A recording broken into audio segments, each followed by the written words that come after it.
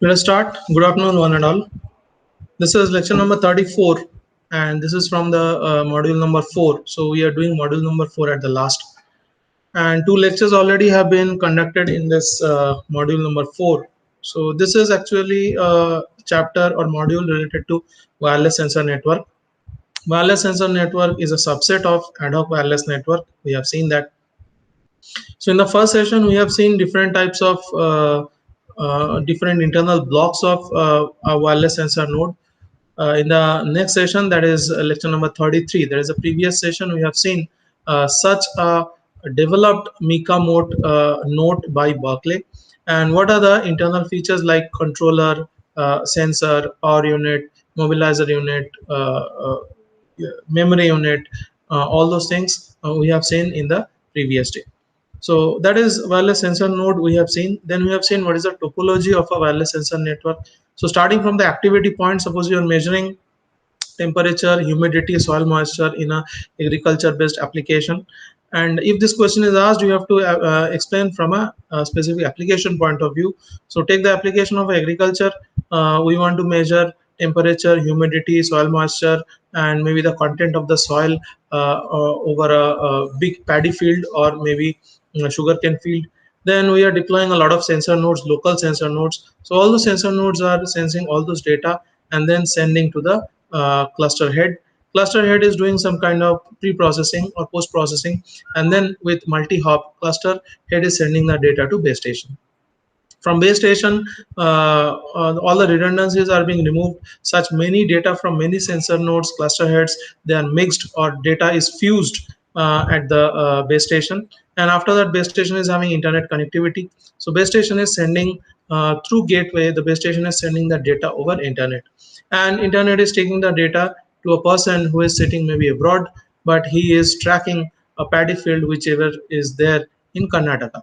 So sitting at a very far distance, just by using internet, just by using cloud kind of a thing, a user who is sitting quite far off can track some paddy field which is there in India or in Karnataka.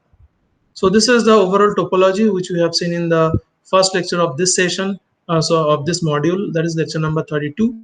And then we have seen what are the different internal components of a sensor node. And last day we had seen some more topics. So today whatever, so basics of wireless sensor node we know now. Today what we will see is what are the design issues and special features of wireless sensor network. So I am changing the topic a little bit because after all those initial two topics, third topic was sensing range and communication range, and there is a specific proof in that how to find the equation of sensing range and communication range for a WSN. That we are not doing this week. Next week we will do that proof. So there are two mathematical proof in this chapter. One is the proof for sensing range and communication range. Another is the proof for the power, that is the empirical power formula of a wireless sensor network. These two proofs are there. Both the proofs we will be doing in the next week. So that's what I have taken the theory part. I have preponed it. So today we'll be seeing the theory of it. That is the design issues and special features of wireless sensor network. Why is traditional MANET protocol? Okay, that is mobile ad hoc wireless network protocol. It is not suitable for wireless sensor network. So mobile ad hoc network protocol is not suitable for WSN. Why not? That is a discussion, and that is a frequently asked question. That discussion we will have today. We'll see some special features of WSN. So some basic features you have seen that we have discussed in the lecture number 32. Some special features apart from that we'll be discussing today. And then comes challenges of wireless sensor networks. Okay, so design issues and challenges, these two things are different. Design issues means while designing, what are the issues we are finding, and challenges means the limitation. Few things wireless sensor network cannot do as of now. Okay, what are they? That is the challenges we'll be finding in case of WSN. And finally we'll have, so last day also we had a discussion on sensing range, communication range. This discussion we had in chapter 1 also, or module 1 also. Today we'll see some more of sensing range and communication range, but the main proof will be done in the next week, that is on 22nd of December. So let us start with the different design issues of wireless sensor network and challenges. We'll see that technologically advanced and the advancements has made it possible to have almost hundred or thousands of extremely small low power devices equipped with programmable computing, multiple parameter sensing, wireless communication capability on it. So through a wireless sensor network, 100 to 1000 many small sensor nodes we can integrate for sensing different parameters over a certain area of requirement. So this enhances, this means this thousands of sensor nodes with programmable computing, multiple parameter sensing and wireless communication capability, they enhances the reliability and accuracy of data and coverage area. And some of the advantages of such wireless sensor nodes or such wireless sensor networks are: number one, ease of deployment. So you just go there, you just spray all the sensors over a certain area. Not necessary that you have to go and place one sensor at every point. Just you can spray that. So for just an example, for detection of fire in forest, okay, we can spray the sensor from helicopter. So that is the how easy it is. So you just have to spray the sensors in the area of requirement. Okay, so ease of deployment, just spray the sensors, because after sensor deployment, next stage is network discovery. In network discovery, all the sensor nodes, either they are fitted with GPS or they are having a reference location with respect to one GPS node which is close by. So there are different methods of network discovery. Okay, so that is the next step. After deployment, by using network discovery process, all the sensor node comes to know their typical specific location. Okay, that's why we won't have to worry about localizing the sensor node at a very specific point. We just spray it, we just deploy it very randomly. So that is ease of deployment. Second one is extended range. We can increase or decrease the communication range of the sensor nodes by software based programming that we have seen in case of RAS, in case of quality of service chapter module 3. So we can increase the decrease of the range of every node by a software based control. So we can extend the range also of the wireless network. It's called fault tolerant. Fault tolerant means, suppose one path is there, there are 5 or 6 internal nodes or routers. So one node they are conducting data, one node goes bad, then rerouting happens and the data flow remains intact, but with a different new rerouted path. Okay, so that is called as fault tolerant. So one node goes bad, but that also cannot inhibit the overall communication part. Okay, so it is we have seen in the very first chapter, this is CHOP. Okay, self-healing, self-optimized, all those things were there. Okay, so one of the very important feature of wireless sensor network is fault tolerant. So anything goes bad, the other nodes together come in rescue and they keep the data traffic moving. And fourth one is mobility. Okay, so mobility is one of the feature rather than advantage. I will say mobility of the node is one feature that the network can even sense if there is some mobility within the network of the node. That also can keep the connectivity within wireless sensor network, and data transmission can happen from sender to receiver even if some nodes are moving. Okay, so that is a highly dynamic scenario. So mobility also is taken into account whenever there is a wireless sensor node. So what we are doing is actually design issues of wireless sensor node. So inherent limitations of wireless medium are low bandwidth, error prone transmission, and potential collision in channel access. So what we are doing is design issues. So while discussing design issues, first we should understand what are the problems. So problem in WSN is faced. It is some same like ad hoc wireless network, that is bandwidth is low. We are given very less bandwidth and we are given huge data to be transmitted over that bandwidth. How can that happen? Error prone transmission, that is always there might happen some packet drop due to the medium is not proper, so there might happen some kind of packet drop. There might happen that some error signal is getting added to whatever transmitted packets are there. Okay, so the channel is trying to add some kind of error to the packet. Okay, then also we should be able to transmit proper data and receive proper data and reproduce the proper data at the receiver side. How can that happen? That's a design issue. And potential collision. So if there are many paths crossing at one node or at one point, in that case at that point wherever many links are getting added, many paths are getting added, huge amount of data packets are coming to that point. So the collision of packets might happen. Okay, so these are the inherent problems of any wireless medium, that is error prone channel, low bandwidth, and collision while the channel access. It is clear that available bandwidth for sensor data is low and in order of 100 kbps. Okay, so this is a very less data rate, and within that also we have to manage to transmit all the sensed data from sensor to the cluster head or cluster head to the base station. Wireless sensor nodes are energized by constant power supplies. They derive power from the batteries, which are limited source of energy. As wireless sensor networks or nodes are deployed in the critical areas, it is not always possible to replenish the battery. That means we cannot go there every time to change the battery, because these nodes may be deployed within the dense forest. These nodes may be deployed near volcano or under the coal mine, all those places. So once these nodes are deployed, they will continuously be throwing the data back to the base station. And after the batteries are exhausted, the nodes die there, and we don't care. Okay, so as long as the nodes are alive, as long as the power is there, they will be sending back the data. And once they are dead, we don't worry about that, because these nodes are not very costly.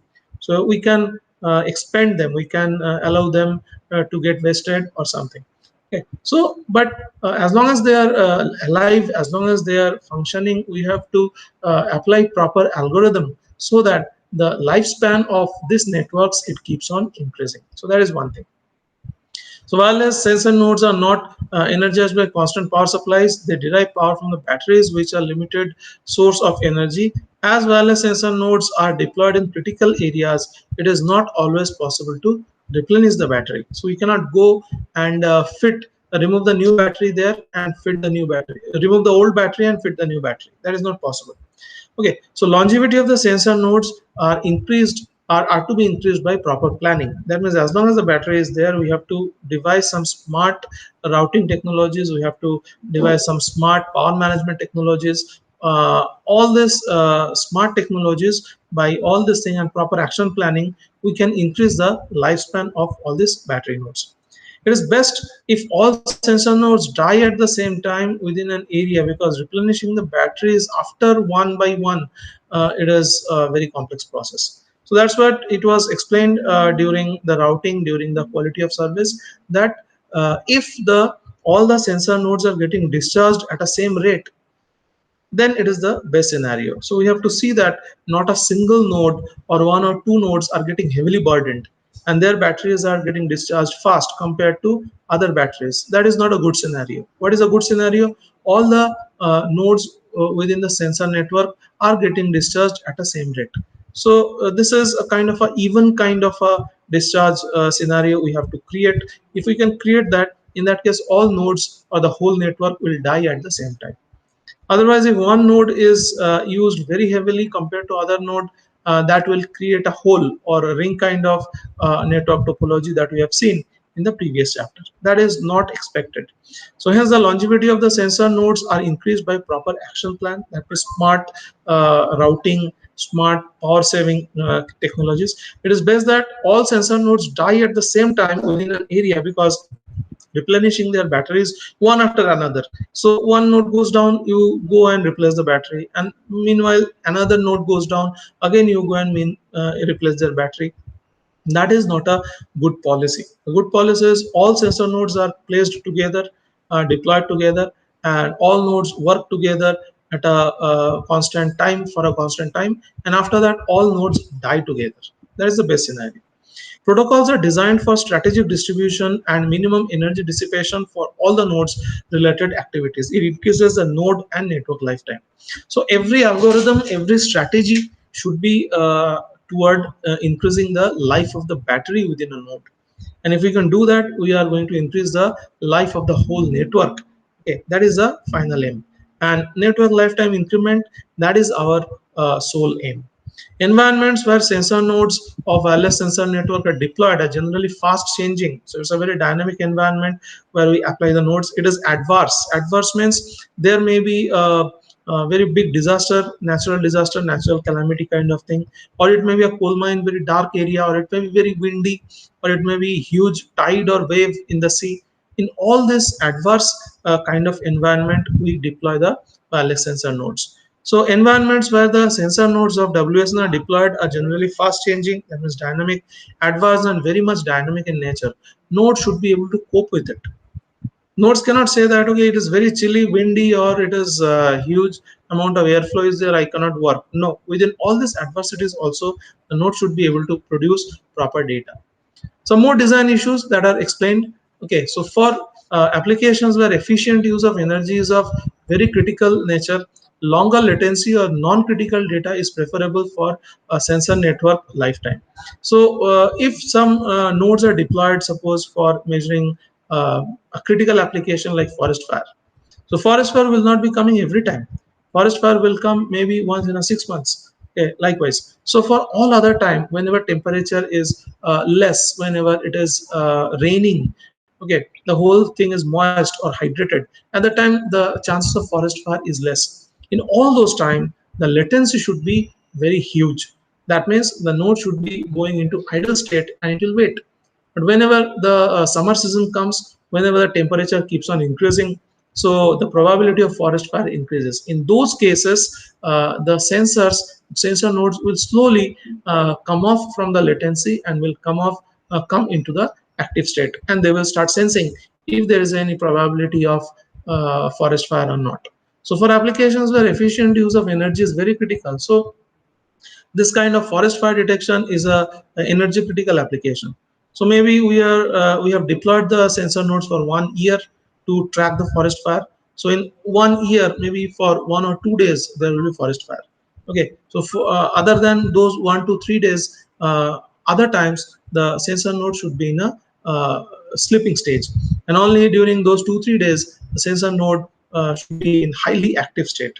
So longer latency for non-critical data. That means whenever it is raining, whenever it is very cold, the probability of forest fire is very less. So in those time, the data sensed are not critical. Okay, so when non-critical data is being fetched by the sensor node, in those cases, the not necessary to keep the node in active state. So in those time, the node can save energy. And whenever there is huge fire, whenever there is heat, high temperature in the environment, in those times the network can sense and send a huge amount of data. Okay, so that is what is meant by the first line, that for application where efficient use of energy is very critical, so smarter algorithm has to be designed.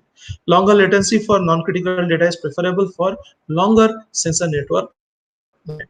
However, queries for time critical data should not be delayed and should be handled immediately. So whenever there is huge heat, whenever is the forest fire started at some part of the forest, at that time, very fast the data exchange should take place between the sensor node and the base station and to the user. That is this is actually a time critical application. So whenever there is criticality is not there at that time, the nodes can sleep. And whenever there is little bit of criticality at that time, huge amount of data should be transmitted from the sensor node to the base station. Energy efficient protocols reduce unnecessary data transmission for non-critical data and transmit critical data immediately and thus save energy. So for critical data, transmit all data, and for non-critical data, sleep state. That is the algorithm. Even if the sensor nodes are kept on for all the time. So even if the sensor nodes are on, but not necessarily they will be transmitting or receiving data. Okay, so you have kept the network on, just the power switch is on, but it is not in a communication mode. So this kind of thing we have seen in RAS, remote activated switch. There remotely we can control its communication part. So the sensor node is on, but it is not in a communication mode. So it is saving the power for communication. So periodic data is transmitted at longer intervals so that the historical queries can also be answered. All other data is retrieved on demand only. So if whenever nothing is happening, non-critical data, but it is stored in the nodes. Okay, if required, someday some non-critical data, we should be able to retrieve it. But if there is very high kind of criticality, that data should be transmitted as soon as possible to the base station. Wireless sensor networks cover a very wide area and impacts the design of every layer in the OSI. Okay, so hence many features of ad hoc wireless network may not be exactly suitable for wireless sensor network. Okay, so ad hoc wireless network and wireless sensor networks, they are different. This one thing we have to understand. So wireless sensor networks, that is WSN, this topic of the fourth module, they cover a very wide area, and design of every layer of OSI is impacted by WSN. Whereas ad hoc may not be touching every OSI layers. Okay, so here we are finding that WSN and all ad hoc networks are not exactly similar; they are different. Appropriate protocols and features are to be properly designed for every WSN based application. So forest fire is having a different architecture. Maybe we are measuring soil moisture, soil temperature, that will be having a different architecture. Maybe we are putting some sensors on sea bed to find out different tidal components. So there also the programming algorithm, sensor designing, everything will be different. So depending on different applications, we have to improve or we have to change the design of every wireless sensor network and its communication part. So whenever I am saying WSN design, it's having mainly two things. One is the hardware node, and second one is the communication, that is data exchange paradigm between every sensor node. Okay, so these are the two main things. This have to be changed if there is a change in application. Knowledge about how wireless sensor network affects every network layer of the protocol stack is very important for proper application planning and designing. So exactly how WSN is touching all the layers of OSI. So which part or which act of WSN is it is covering or it is touching which part of OSI layer. This knowledge is very much important. So these are some of the design issues of wireless sensor network. Now some features of wireless sensor network we have seen. Here we are going to tell you some special features. Okay, so one is attribute based addressing. So it is only one example is given, that is temperature greater than 35 degrees centigrade. Suppose there are thousands or 10,000s of sensors, temperature sensors deployed over a field or over an agricultural field. So the agricultural field we can call as, okay, the north side sensor, south side sensor, east side sensor, west side sensors, like that. So this is one type of clustering. Now we are trying to find out those sensors which are placed in the northeast corner and which are having temperature greater than 35 degrees centigrade. Those sensors only we want to identify. So what the base station do is, base station posts a query to all the sensor nodes. So what is the query? Northwest side group of sensor. So as written here, northwest side group of sensor with temperature greater than 35 degrees centigrades. So all the node IDs with temperature 35 degrees centigrade and which are placed in the northwest side. Obviously, while placing the sensor, we have to mention in ID only. We should be mentioning which are the sensors placed in northwest side, which are the sensors placed in northeast, southwest. Okay, accordingly, we have to mention that. So northeast sensors with temperature greater than 35 degrees centigrade. All these sensors will start sending data to base station. So this is what is called as attribute based addressing. So separate node ID is not required. Suppose I enter a class and I don't know the name of the students. What I'll say is the students who are having height greater than 5 feet 6 inches, they stand up. Okay, so students, they know their heights. So all the students will be having a height greater than 5 feet 6 inches, they will stand up. Remaining students will sit down. Then if the classes of boys and girls, then I'll be more specific with the attribute. I will just enter the class and say the students, boys who are greater than height 5 feet 8 inches, you stand up. So in that case, the subset will become a smaller size. So previously, boys and girls with height greater than 5 feet 6 all stood up. Now the girls will not be standing anymore because attribute I have changed. Attribute I have said as boys with height greater than 5 feet 8 inches. So I have made the selection criteria steeper by adding two more filters. That is, one is boys, girls, and another is height. Previously, I had said 5 feet 6. Now I am reducing the bandwidth. So I have made it 5 feet 8. So maybe one or two students will stand up, or maybe there is none. Okay. So this is actually the attribute based sensing. So in that case, I won't have to remember the name. I will just know the students as 5 feet greater than 5 feet 8 inches height. Likewise, so this is called actually attribute based addressing. how the base station is addressing the sensor nodes. So one way is attribute based addressing. Second one is location awareness. So likewise, the base station can ask, okay, all the sensor nodes between in the north side of the area. Okay, so in that case, all the north side sensor, they will keep on sending the data back or sending the acknowledgement back to the base station. So that is called as location awareness. So the sensor nodes, they also should know that who is at the north side, who is at the south side, who is at the east side, west side, or maybe northeast, southwest, northwest, southeast. So sensor node should be knowing it very clearly. Then only they should be able to answer the query. So location awareness. So after the sensor nodes are randomly placed, then happens network discovery. During network discovery only, the sensor nodes knows its position and they then get it confirmed with the base station. So first the nodes know its position, then they send the data back to the base station acknowledges it, then both the node as well as the base station, all of them, they know exactly where each of them are with respect to each other. So sensor nodes also come to know that, okay, I'm placed compared to the northern side to the base station. Base station also comes to know that, yes, I'm placed at the southern side of the sensor node. Okay, so that is called as a kind of a mutual collaborative kind of a localization, and location awareness for all the nodes are very important. So as all data is location based, if the nodes know its location, data becomes more meaningful.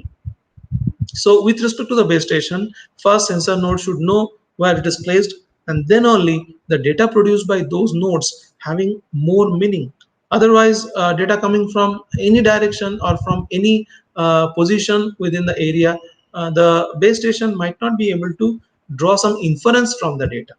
So it is not only data transmission, it is mixing of the data by using the process of data fusion and finding an inference or finding a decision from that data. That is more important in wireless sensor network. So to have a meaningful data, it is very much important to know from where exactly the data is coming, which are the sensor nodes, or from which side of the overall area the data is coming. Knowing this is very much important.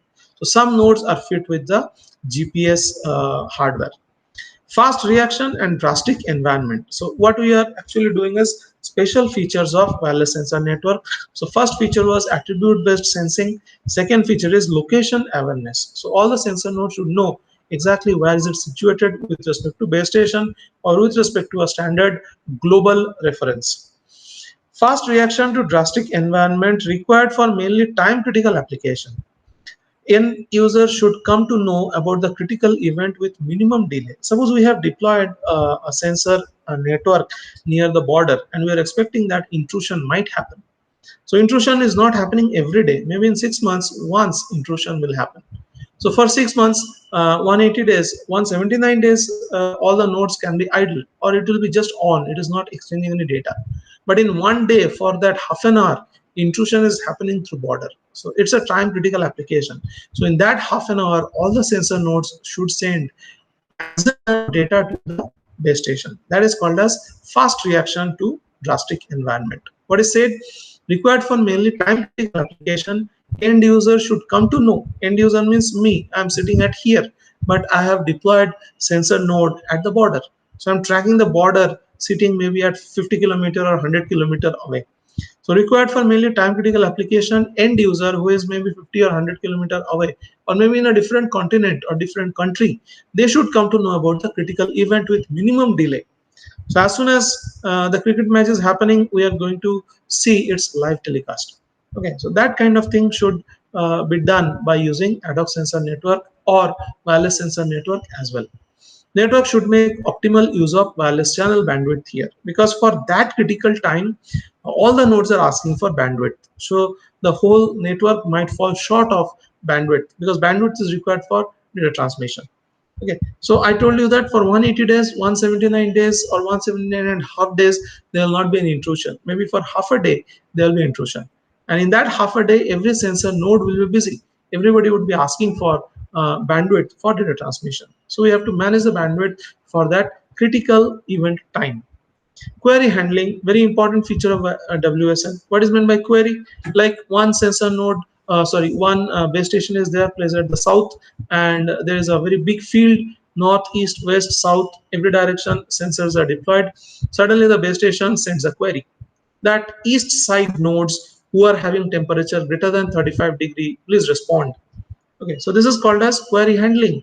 How the sensor nodes are going to receive this query, process this query, and send back their reply. Okay, so that process should happen very fast. So very important feature of wireless sensor network, which was not a very good feature for ad hoc wireless network. So ad hoc wireless network query handling is comparatively slower, but wireless sensor network query handling should be very fast. Very important feature of WSN, that is query handling. User should be able to request data from WSN to through base station. So I'm user, between me and the sensor network there is a base station. So whatever query I pose, I will pose it to base station. Base station will encode it into its own language and pose the query to all the sensor nodes, WSN nodes within the area. Okay, so the user who is sitting at a different country or different continent, maybe very far off from the actual field, he should not be able to trigger or fetch data from the node field or sensor node field, but the query should go to the sensor nodes through the base station or BS or data sync. Reliable mechanism should exist to transmit the query to proportionate SN. SN means sensor node, or base station BS, which can respond quickly. Answer should be rerouted back to the user as soon as possible. So user who is sitting in a different country, he will through internet, he will pose the question to the base station. Base station will pose the same question to all the cluster heads. Cluster head will pose all the questions to all the physical sensors who are deployed on the field. Now the deployed sensors at a certain region, so if it is attribute based addressing, not all the sensors data are required. Maybe the east side greater than 40 degree temperature data are required. So in that case, all the sensors which are placed in the east side will be activated, come into communication mode, sense the data which are greater than 40 degrees centigrade, and send it back to the base station through the cluster head. And then base station will put all the data together, make a big table, all the sensors with IDs and with exact temperature which is greater than 40 degree, and then the base station through the gateway will put you on internet, and through internet the user will get to see the data that in the whole area of maybe 50 acre towards the east side, how many sensors are there, who is having temperature greater than 50 degree. So these are four very special features of wireless sensor network you can add for further study. Now there is a very important question, why the traditional MANET routing protocol is not suitable for wireless sensor network. So wireless sensor network is actually a data centric approach, where data is requested based on particular attributes. I told you, so position is an attribute, temperature is an attribute. The data sync or base station might ask the sensor node that, okay, all the east side sensor nodes who are having data greater than 45 degrees centigrade, please respond. Okay, so wireless sensor network are data centric, where data is requested based on particular attribute. MANET is not like that. Okay, each node has a unique ID or IP address. So in WSN, each node is having an ID address, and that is unique. No two nodes within a WSN is having same ID. Okay, so each node is having different ID, and in traditional wired wireless network, it may be. This is not in case of WSN.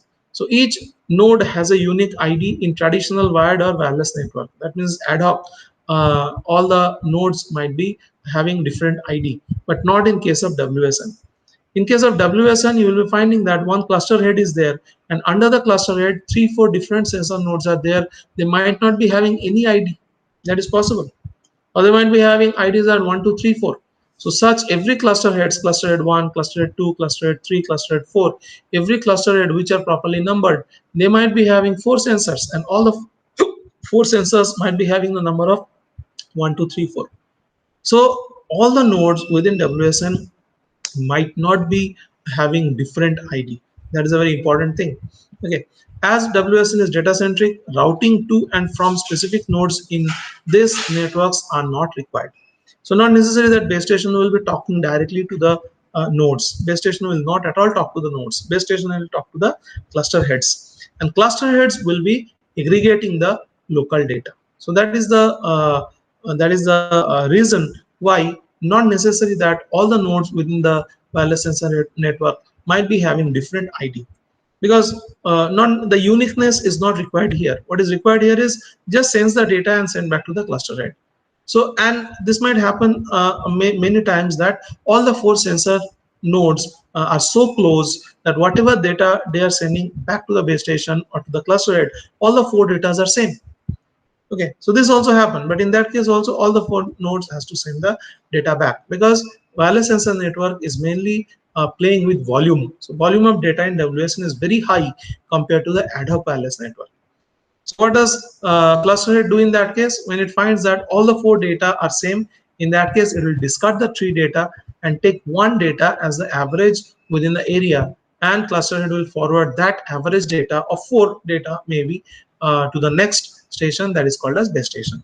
Okay, so adjacent node have similar data. See that very important thing which is told here. So this is called redundancy.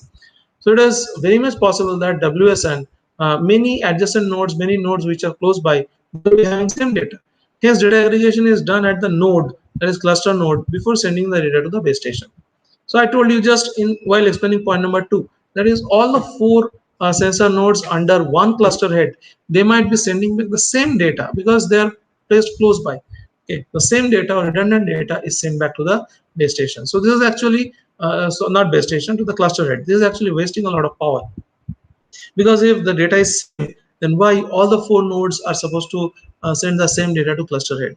If one sensor node is sending that average data to the cluster head, that will be enough. Okay, so hence data aggregation is done at cluster head node before sending the data to the base station for forwarding it to the query sensor node. Network requirement change with respect to the application. I told you that some application might require wheels, some application might require wings, some application might require flagella. So some application may be based on soil, some application may be based on water, some application may be based on air. So in all these different applications, if we are trying to apply the same protocol, same style of signal sensing, conditioning, it will not do. So same WSN may be static or mobile depending on the application demand. So sometimes there should be few mobile nodes which are called as data mule. Okay, so they just keep on carrying the data from one node to another. So that is a data mule. So you can read that data mule concept, and very good papers can be found out on that. Okay, so these are the special features which were not there in MANET, but these are the features which are added to wireless sensor network. So please find it out and prepare this as a 5 marks question. That is, why is traditional MANET routing protocol not suitable for wireless sensor network? And now we come to the very important part of WSN, which are called as challenges in wireless sensor network. And there are one, two, three, four, five main challenges which we are finding. First is ad hoc deployment.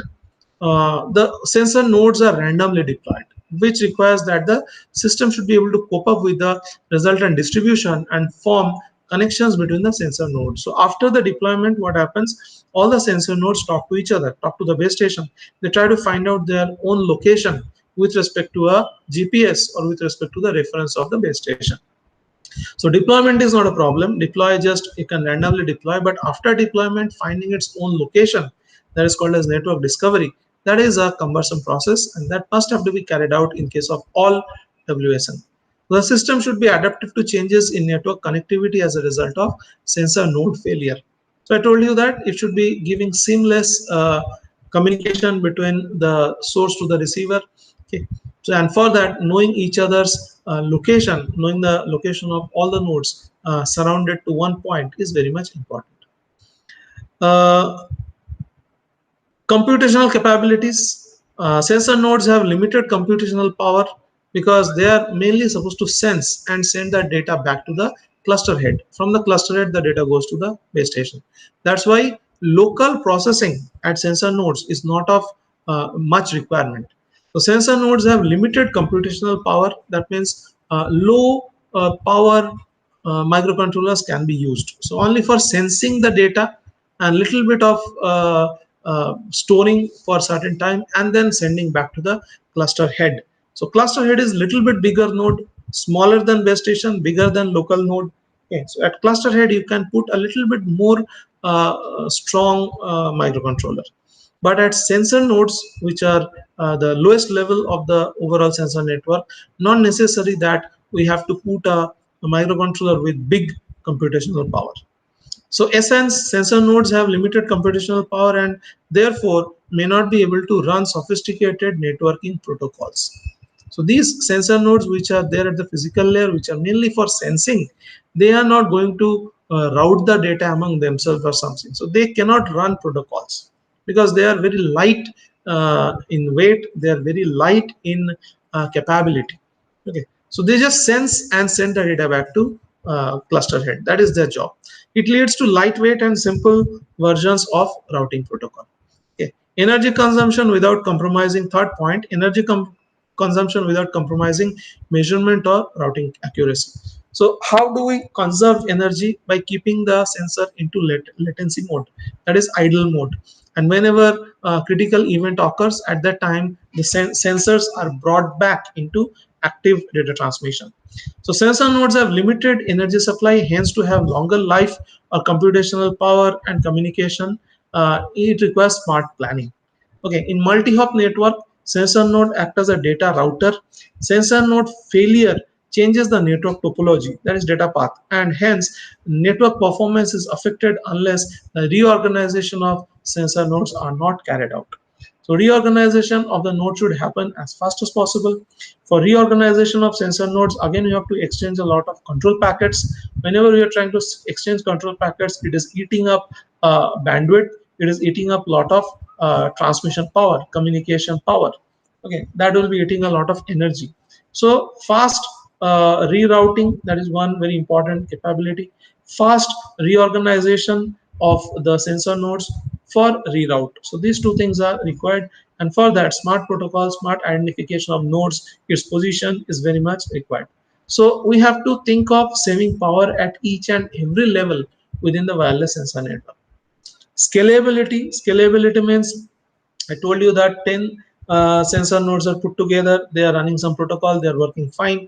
Whenever we are trying to do the same thing for 100 or 1000 nodes, maybe that protocol is not functioning properly. Okay, so scalability means just increasing the volume of the network, increasing the number of nodes within the network. So a wireless sensor network may comprise thousands of sensor nodes. Any routing scheme must be scalable enough to respond to events with so many sensor nodes. Okay, most nodes are in a sleep mode until the event occurs. So this is a critical monitoring. Data is collected from few sensor nodes at a moment. So not all sensor nodes are sending data at the same time because sensor nodes are very close by.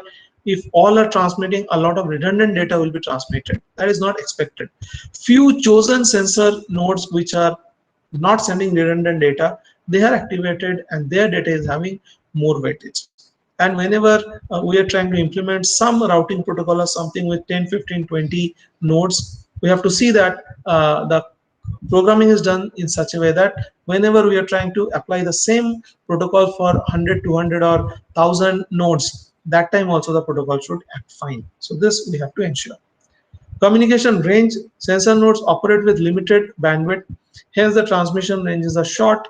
Hence it is likely that a path from source to destination consists multiple wireless loop. So if the sensor communication power is increased, in that case, the sensor node can transmit the data for a longer distance. Okay, but that will eat up a lot of more power. So instead of keeping long loops, long hops, we are trying to keep short hops because in that case, energy requirement for every hop might be less. So less hop distance and more number of sensors. This is actually the attribute of or feature of wireless sensor node.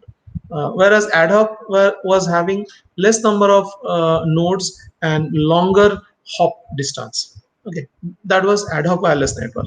This is wireless sensor network. Its feature is less hop distance and more number of sensor nodes. Okay, so these are challenges in WSN design.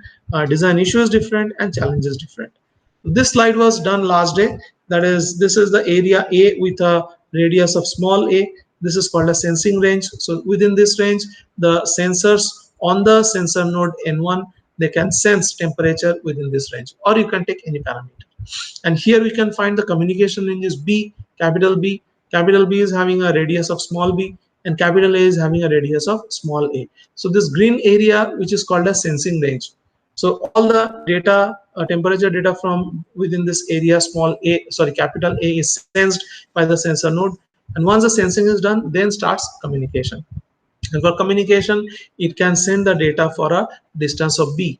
And generally, we find that b is small b is greater than small a, capital B is greater than carrier a, capital A. That is, sensing range is generally less than the communication range.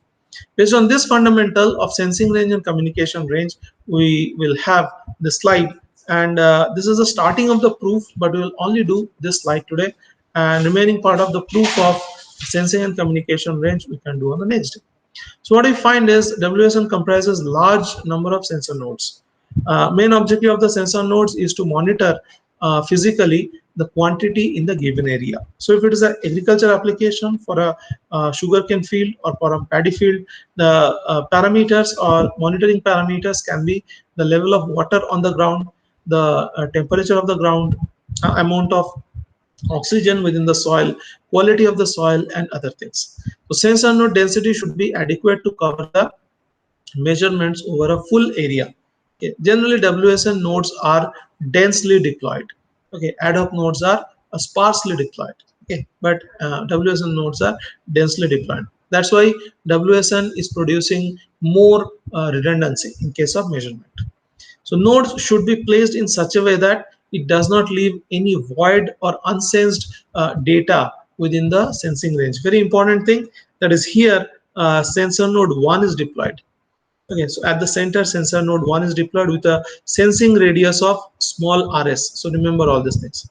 And this is the base, this is the center of SN2. So here one sensor node 2 is placed, and here one sensor node 2 is placed. This distance is rs, that is the sensing range, and this distance is rs, that is the sensing range. If you are keeping the second sensor node here, that is, this is the center of that. Okay. In that case, you will be finding that this is the area, dashed area, which is covered by or which is sensed by the sensor node 2. So who is going to sense in between this dark line and this dashed line? So the problem you have to understand first, initially I have shown two dark lined areas. So this is SN1, which is dark line, dark circle 1, and this is the position of SN2. This is the position of SN2, which is the dark circle 2. So in this case, everything happens between this point to this point will be sensed by SN1 and SN2. Now what I'm doing is taking the SN2 towards right hand side. Now this is the new center of SN2, and now this dashed line is the new area of SN2. So now this SN1 is not changed. SN1 is here. That is a dark line, and SN2 is dashed line, which is shifted rightward. So who is going to send between this point and this point? There is nobody. So we should not deploy sensor nodes like this. So how should we deploy sensor nodes? If this is sensor node 1, this is its sensing radius, then we have to deploy another sensor node in such a way that the deploy radius of that thing also come at this point. So in that, every point on this line will be sensed by the two sensors. Likewise, so node should be placed in such a way that it does not have any void or unsensed data within the sensing region. Two adjacent sensor nodes should be such placed that there is no overlapping, or nor the idea should be uncovered. So if the SN2 is placed here, if this is the SN2, if this is the SN2, in this case you can find that this is the overlapping area which is sensed both by SN1 and SN2. So in this case you are wasting its sensing range. This is the best dark area for SN2. Okay, where base is this at the center. This is the best positioning of SN2, where this is the overlapping point. So there should not be any overlapping area, there should be only overlapping point. In that case, you are using the sensing range in a best manner for SN1 and SN2. But if you are further shifting the SN2 rightward, in that case what will happen is there will be a void created between the area of SN1 and SN2. And whatever happening in this area, so if this is the position of SN2 dashed line to the right side, whatever is happening between SN1 and SN2 at this position will not be sensed by any of the sensor. So as the sensor data is to be sent to a nearby central station or base station, it is necessary to adjust the transmitting power of the transmitter so that the SN1 and SN2 can transfer data vice versa. Communication distance RC should be at least twice that of the sensing radius. So in this case, if I ask you what should be the distance between two SN, so this is RS, the sensing range. This is another RS, that is sensing range. So how much should the distance between two sensor nodes placed together? The distance should be 2 of RS, but RS is the sensing range of the one sensor node. So I'm not talking about communication range, only I'm talking about sensing range. So how close the sensor nodes should be put together? One sensor node and another sensor node, they should be placed at a distance of 2 RS. Okay, where RS is the sensing range of one sensor node. So communication distance RS between the two sensor nodes should be RC, that is greater than equal to 2 RS. Okay, so communication range should be greater than 2 RS, and best positioning of center is equal to 2 RS. So this is where we stop here. Next we will see the extended proof of this, that is if there is an area given, area with capital A square meter or something, and if there are we are supposed to deploy some number of sensor nodes with certain RS, that is the sensing radius, then what is the criteria for that, so that none of the area within that area to be covered will be left for sensing. So whatever areas are there within the bigger area, whatever smaller areas are there, every point should be very properly tracked by the number of sensors which are deployed to track the area. So that criteria, that formula we will develop in the next. Thank you. That's